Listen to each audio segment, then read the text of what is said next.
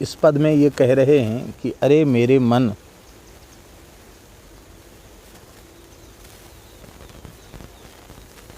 गुरुजनों का चरणाश्रय प्राप्त करके, संतों की सन्निधि प्राप्त करके, सद्ग्रंथों का स्वाध्याय करके और सत्संग करके तेरी जो कुछ समझ में आ गया उसे तू मान ले। हे मेरे मन, यदि तू मेरी सीख माने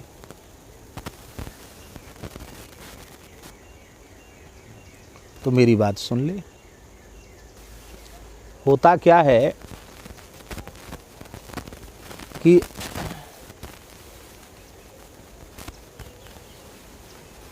मन करण है, इंद्रिय है, अंतरिंद्रिय मन, और वह हमारी इंद्रिय है। तो हम मन के मालिक हैं। हम क्या हैं? हम मन के मालिक हैं।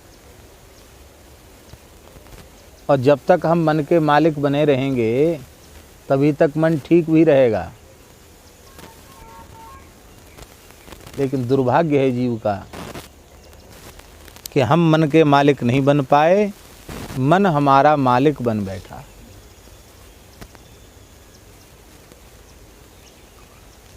अब क्या है?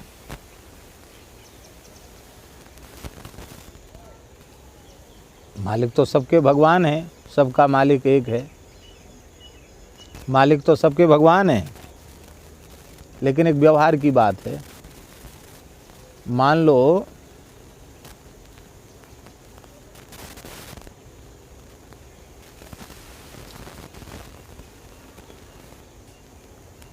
मालिक तो हैं बाबूजी, जगदीश बाबूजी मालिक हैं, और हम इनके सेवक हैं। उदाहरण दे रहे हैं, किसी का भी उदाहरण हो सकता है। दूसरे का देंगे तो शायद बुरा मान जाए, तो बुरा मानेंगे नहीं। बाबूजी मालिक हैं, वैसे भी इनका नाम जगदीश है। जगदीश तो सारे जगत के मालिक हैं और हम इनके सेवक हैं। तो हम ये मानेंगे कि हम इनके सेवक हैं, तो पर हम अपना आग्रह दुराग्रह कुछ भी नहीं रखेंगे। ये जो कहेंगे वो हम मानेंगे। इनकी प्रसन्नता ही मेरी प्रसन्नता हो जाएगी, इनका दुख ही हमारा दुख हो जाएगा। फिर हमारी तरफ से कोई शिकवा शिकायत नहीं, आग्रह नहीं, दुराग्रह नहीं, कुछ नहीं।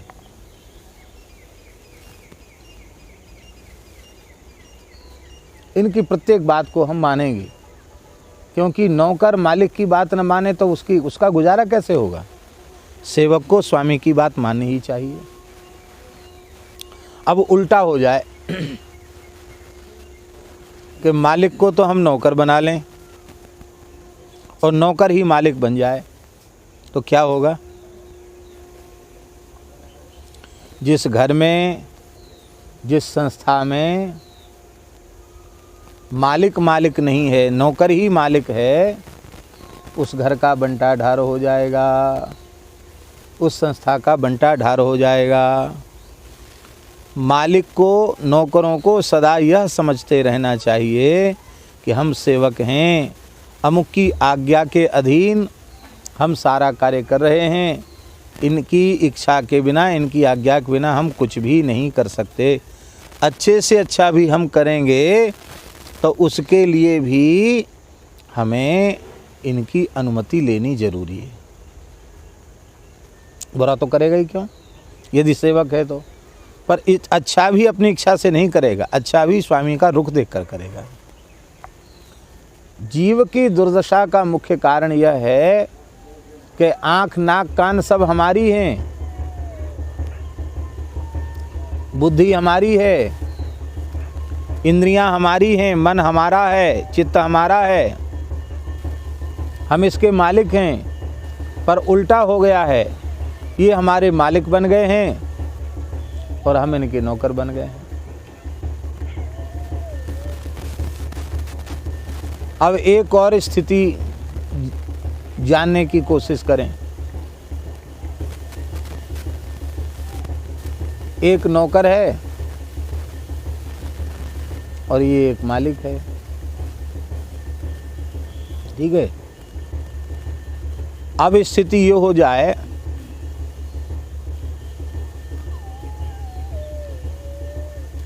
कि जितने नौकर हैं सब मालिक हो जाएं और अकेला मालिक ही रह जाए। नौकर सब गुटबंदी कर लें, अब वो सब के सब मालिक हो जाएं और जो वस्तुतः मालिक है वो ऐसे ही रह जाए, तो उस मालिक की दशा क्या होगी?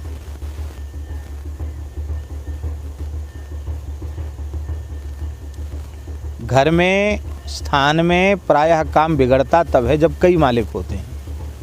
एक मालिक होगा, एक के आदेश से काम होगा, कहीं भी ऑफिस हो, संस्था हो, कुछ भी हो, विद्यालय हो, एक प्रमुख व्यक्ति होगा, उसके आदेश से सब काम चलेगा, काम बढ़िया चलेगा।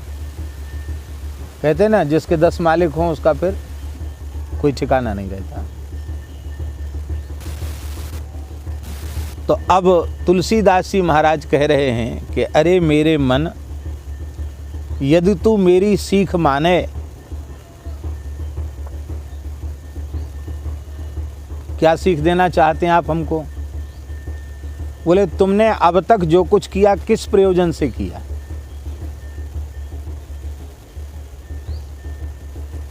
संसार में हम लोग कोई भी क्रिया बिना मन के करते हैं क्या?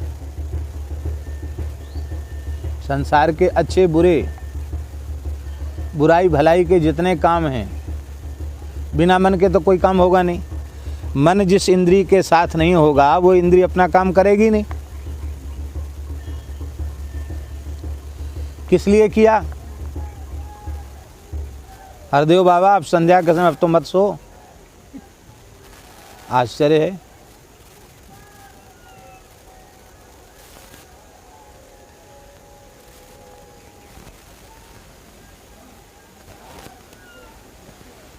किस लिए तुम्हारी कर्म में प्रवृत्ति हुई?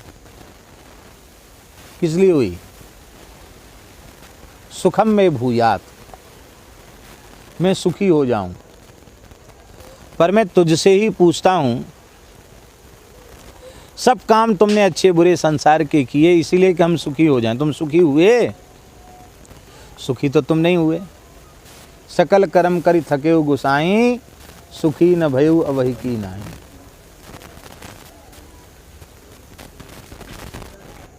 ईमानदारी से बोलना। श्रीधाम वृंदावन में संतों की शरण में जब से आए हो, इस जीवन में ज़्यादा सुखी हो कि अपना पूरा जीवन उधर बिताए उसमें सुखी थे? हम तो ये बात कितना बार बोले नहीं, ईमानदारी की बात। हाँ, बिल्कुल इसमें ना इतना संतों का दर्शन, ना इतना सत्संग, सुखी न भई वही की नाई। न जाने कितने जन्मों से जीव मनमाना काम कर रहा है, कितनी बार विवाह किए, कितनी बार बच्चे पैदा हुए, कितनी बार राजा महाराजा बना, क्या नहीं बना होगा, स्वर्ग नरक क्या नहीं भोगे होंगे। सुखी हुआ? अब तक सुखी नहीं हुआ। तो अब मैं तुझे सुखी होने का साधन बता रहा हूँ। क्यों? कि तूने हमारी बात तो सुनी नहीं। अब मैं मालिक हूँ, मेरी बात भी सुन ले। मैं तुझे सुखी होने का उपाय बता रहा हूँ। सुखी होने का उपाय क्या है? सुखी मीन जहाँ नीर अगाधा, जिमि हरि शरण नए कऊ बाधा। अब तू भगवान की शरण हो जा। शरण होके क्या करे? शरण होकर करे क्या? तात भगति अनुपम सुख मूला, तात भगति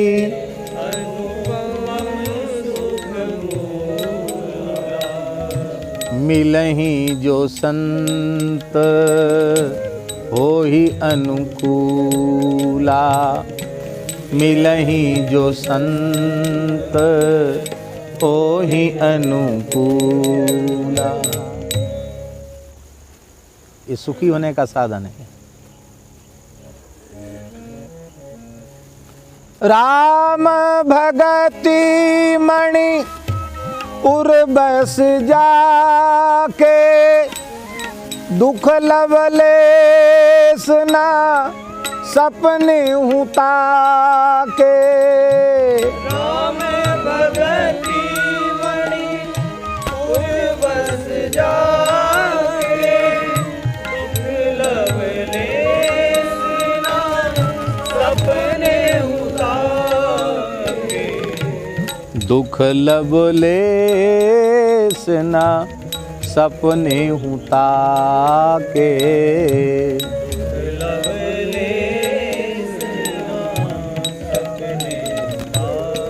तो ये मणि क्या है? भक्ति रूपी मणि क्या है? राम नाम ही महामणि है।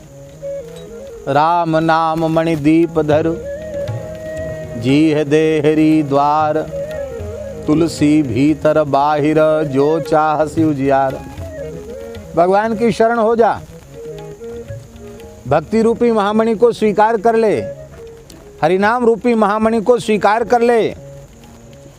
ये भगवान की भक्ति नाम में प्रीति तुझे प्राप्त हो जाएगी तो संसार की कोई भी सुख सुविधा तेरे पास नहीं होगी तो भी तू सुखी रहेगा। संसार की सब वस्तुएं तेरे पास होंगी, आ चुकी हैं, भोग चुका है, देख चुका है, लेकिन सुखी तो नहीं हुआ। अब मेरी बात मान ले, मेरी सीख मान ले, किसी भी यत्न से भगवान की भक्ति प्राप्त कर ले, तू सुखी हो जाएगा। भक्ति कैसे आएगी? भक्ति आने का साधन क्या है? भक्ति माने विशुद्ध प्रेम, निष्काम प्रेम। देखो, आपके प्रति जब तक हम हृदय से कृतज्ञ नहीं होंगे तब तक हमें आपके प्रति भक्ति उत्पन्न नहीं होगी। देखो, अब या तो हमारा स्वभाव ही समझो, हमको गुरु भक्ति की बात ज़्यादा प्रिय लगती है, पता नहीं क्यों, आरंभ से ही लगती है। यद्यपि जैसी गुरु भक्ति होनी चाहिए ऐसी गुरु भक्ति हमारे में नहीं है, लेकिन गुरु भक्ति की बात हमें बहुत प्रिय लगती है, क्योंकि ये बात बिल्कुल समझ में आ गई इन ग्रंथों को देखकर, संतों के संग से, कि बिना गुरु भक्ति के परमार्थ में तो जीव की गति नहीं है। गुरु के प्रति भक्ति नहीं उत्पन्न होती है। क्यों नहीं होती? क्योंकि उनके प्रति हमारे हृदय में कृतज्ञता का भाव नहीं है। समय आने पर हमारे मन में आ जाते, करे हमको गुरु जी ने क्या दिया, उसको ये दे दिया, उसको वो दे दिया, उसको वो दे दिया, हमको तो कुछ नहीं दिया, हम तो टाएं टाएं फिस रह गए, फटीचर थे, फटीचर रह गए, हमारे को गुरु जी ने क्या दिया। पर यदि हम विचार करें तो हमारे कान में भगवान का नाम सुना दिया, जो भगवान से बड़ा है, ब्रह्म राम ते नाम बड़, कान में भगवान का नाम सुना दिया, साक्षात मंत्र के रूप में ठाकुर जी को ही दे दिया, तो देना बाकी क्या रह गया? सब कुछ तो श्री गुरुदेव भगवान ने कृपा करके अपना हृदय तुम्हें दे दिया, और ये भेष भगवान का है। हम कहाँ कीचड़ में पड़े थे, हमको भगवान का स्वरूप प्रदान कर दिया, हमें भगवान की शरणागति प्रदान कर दी, हमें भगवान का नाम प्रदान कर दिया। हे गुरुदेव, आपकी कृपा करुणा के हम भिखारी तो बने ही रहेंगे, हम आपकी कृपा करुणा से कभी उर्ण भी नहीं होना चाहते हैं। हम तो चाहते हैं हम सदा आपके कर्जदार बन के रहें। नर्मदा जी के तट पर बैठे हैं, हनुमान जी की सन्निधि है। यदि जन्म हो हमारा तो जिन पूज्य सदगुरुदेव भगवान की चरण सन्निधि हमें मिली है, दूसरे जन्म में भी हमको उन्हीं के चरण मिलें, हमको और दूसरा कुछ नहीं चाहिए। एक बाल के बराबर भी अणुमात्र भी कोई अच्छे विचार, अच्छी बुद्धि आई है, उसमें अपनी कोई विशेषता नहीं है।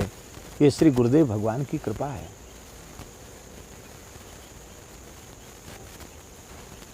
उनकी कृपा न होती तो हम मनुष्य भी नहीं बन पाते, साधु बनना तो बहुत दूर है। आप पढ़ते थे,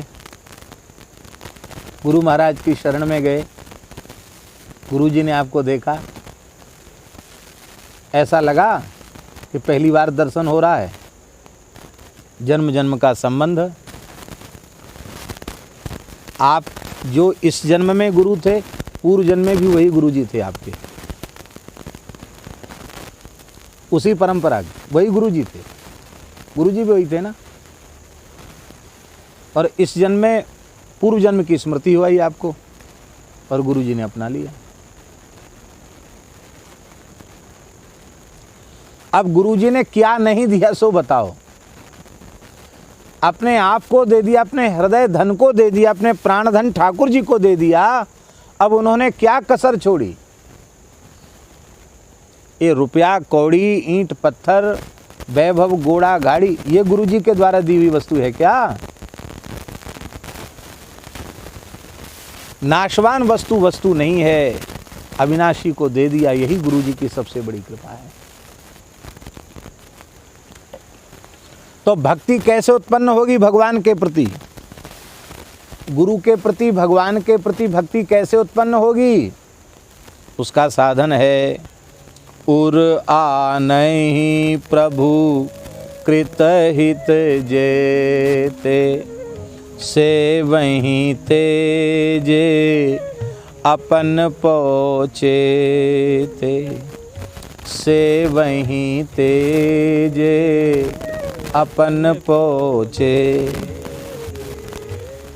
हम अपने हृदय में विचार करें कि भगवान के कितने उपकार हमारे ऊपर हैं। कबहू की करी करुणा नर देही, देत ईश बिनु हेतु सनेही। हरि तुम बहुत अनुग्रह कीनो, साधन धाम विबुध दुर्लभ, दुर्लभ तन मोहि कृपा कर दीनो। कोटि मुख कही जात न प्रभु के, एक एक उपकार, तदपि नाथ कछु और मांगी हो, दीजे परम उदार। हरि तुम बहुत अनुग्रह कीनो। आपने हमारे ऊपर बहुत कृपा की है, इसलिए अहंकार छोड़ करके तुम भगवान के हो जाओ। आपने हमारी बहुत सहायता की, बहुत उपकार किया, मेरे ऊपर बहुत कृपा की, और हम कृपा का बदला तो चुका नहीं सकते, पर मन में कृतज्ञता का भाव जरूर है। तो हम क्या करेंगे? तब हम करेंगे भाई इनको कुछ दे तो सकते नहीं, कर तो कुछ सकते नहीं, अब हम अपने तन मन प्राण की पूरी शक्ति लगाकर इनकी सेवा करें। तो भगवान के उपकार का बदला तो तुम चुका नहीं सकते हो, गुरुजी के उपकार का बदला चुका नहीं सकते हो, तो जीवन पर्यंत निष्काम भाव से भगवान के सुख को ही सुख मानकर, गुरु महाराज के सुख को ही सुख मानकर जीवन पर्यंत सेवा करो, भक्ति करो। इससे क्या होगा? बोले इससे तू सुखी हो जाएगा, इससे तू सुखी हो जाएगा, तू निरंतर आनंद में रहे।